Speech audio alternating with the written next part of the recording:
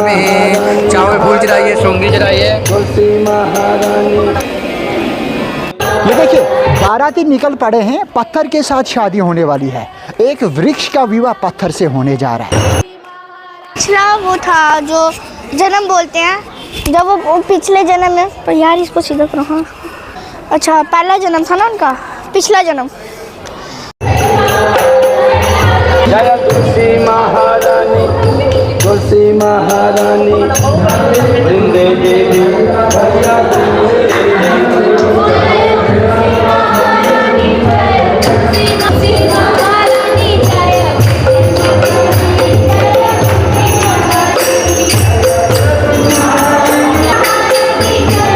इंतजार की घड़ियां हुई खत्म जब महारानी तुलसी का कन्यादान करने के लिए दंपति सामने आई।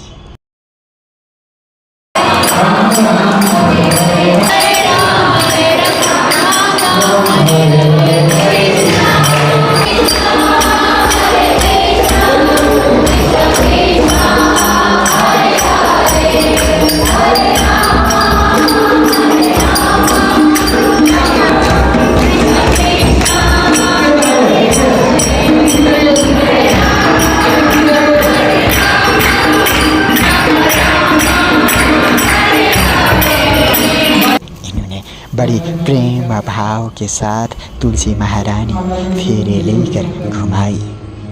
इस तरह से इस्कॉन जानीपुर में कई दंपतियों ने ब्राह्मण व वैष्णवों के साथ 33 कोटि देवी देवताओं की मौजूदगी में तुलसी विवाह की रस्में निभाई।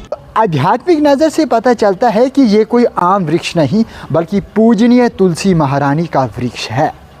जम्मू में भी आज तुलसी महारानी का विवाह पत्थर के शालिग्राम महाराज के रूप में विराजमान साक्षात हरि से हुआ।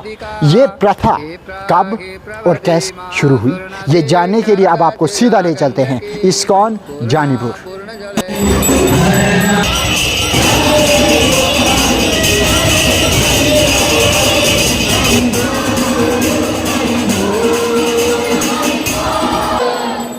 देखो सभी माताओं ध्यान से सुनो, जब हम शादी ब्याह में नाचते हैं, बर्थडे पार्टीज में नाचते हैं सड़कों पे, तब हमको लज्जा नहीं आती है। जो ऐसी जगहों पे नाचता है उसको बोला जाता है कौवा। कौवा नाचता है गंदगी के ऊपर, तो सब गंदगी है। यहाँ भगवान के सामने नाचो तो बन जाओ मोर। मोर तब नाचता है जब बादल देखता है। तुलसी आरती जब सुबह गाते हैं हम लोग, उसमें हम एक लाइन गाते हैं, तुलसी कृष्णा प्रेयसी नमो नमः। तो तुलसी महारानी कृष्ण के प्रेयसी हैं। वास्तव में गोलोक धाम में उनका स्वरूप है। गोलोक धाम में कृष्ण की प्रेयसी उनकी सेवा में नित्य हैं। लेकिन इस धरती पे आने के बाद अपने भक्तों के माध्यम से भगवान लीलाएं करते हैं हमें शिक्षा देने के लिए। तो ये भी एक भक्त हैं, ये आई तो जालंधर राक्षस से विवाह हुआ कि तुलसी महारानी जो वृंदा देवी थी वो सती स्त्री थी, और सती स्त्री में बहुत शक्ति होती है। इसलिए उस शक्ति के कारण वो जो जालंधर उसका पति था वो बहुत शक्तिशाली हो गया। तो था तो वो राक्षस, इसलिए उसने उपद्रव किया। देवता परेशान, सारे गंधर्व किन्नर सब परेशान कि ये लोग इतना भयंकर आतंक मचाया उसने। उसको कोई मार नहीं पा रहा था। ब्रह्मा विष्णु महेश तक भी उनको मारने में असमर्थ हो रहे थे जालंधर राक्षस को।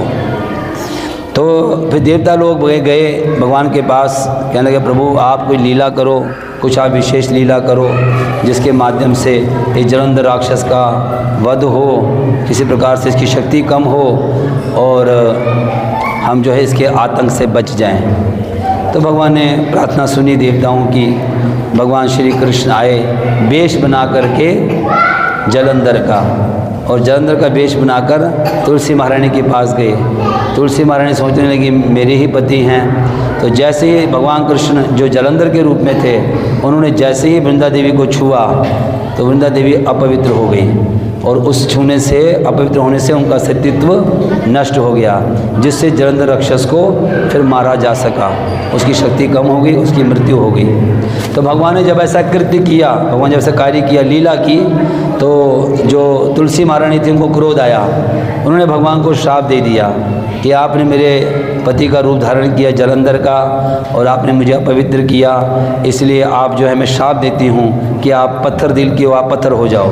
तो भगवान कृष्ण पत्थर के, विष्णु अथवा कृष्ण एक हैं, वो पत्थर के बन गए शालिग्राम। और शालिग्राम ने कहा तू मेरी भक्त है, इसलिए नित्य भक्त गोलोक की है, इसलिए केवल हमको ये लीला करनी थी, राक्षस का वध होना था, तो अभी तो मेरी नित्य सेविका है, इसलिए तेरा जो विवाह है मेरे साथ कलयुग के अंदर एक वृक्ष के रूप में अब तो प्रकट होगी, तुलसी के रूप में, और तेरा मेरा विवाह संपन्न होगा। और जो भी इस विवाह को संपन्न करने में सहायक बनेगा, इसमें दर्शन करेगा, भेंट देगा, प्रणाम करेगा, केवल आकर के दर्शन भी करेगा, तभी उसका कल्याण होगा। वो पापी से भी पापी व्यक्ति को जगन्नाथ के लिए झूमने को करते हैं मजबूर। इस मंदिर में जो भी व्यक्ति चढ़ाने आता है खजूर व अंगूर, हरि नाम संकीर्तन सुनकर थिरकने को होता है मजबूर। यहाँ मात्र 5 मिनट नाचने से हर किस्म की टेंशन होती है दूर।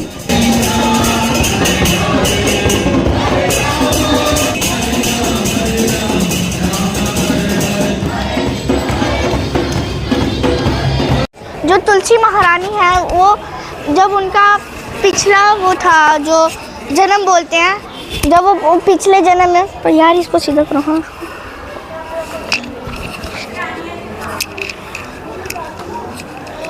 अच्छा, पहला जन्म था ना उनका, पिछला जन्म। जब तुलसी माता का पिछले जन्म में पैदा हुई थी तब उनका नाम था वृंद देवी। वो जब बड़ी हुई थी तब उनकी शादी हुई थी एक खूंखार असुर नामक जलंधर से। वह सभी देवताओं के साथ लड़ाई करता था, झगड़ा करता था और उनको चैन से रहने नहीं देता था। वह सभी अपने सबसे बड़े भगवान के पास, भगवान विष्णु के पास गए और उनको सभी बातें बताई। और जब भगवान विष्णु सहायता मांगने गए, तब भगवान विष्णु असुर जलंधर का रूप धारण करके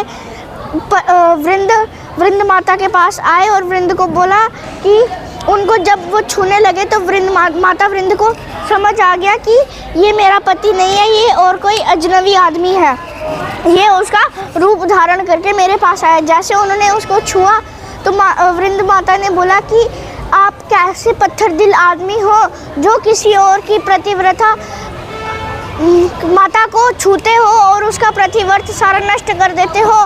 मैं आपको श्राप देती हूँ कि आप पत्थर में बदल जाओ। और उसी पत्थर को आज हम शालिग्राम के नाम से जाने जाते हैं। और शालिग्राम, और भगवान विष्णु ने शालिग्राम के रूप में से कहा कि तुम अपने पुनर्जन्म में, अगले जन्म में तुम एक वृक्ष का रूप लेकर आओगी और तुम्हारा सबसे प्रिय मैं होऊंगा और हमारी शादी होगी। और इसी दौरान तुलसी विवाह और शालिग्राम की शादी होती आ रही है।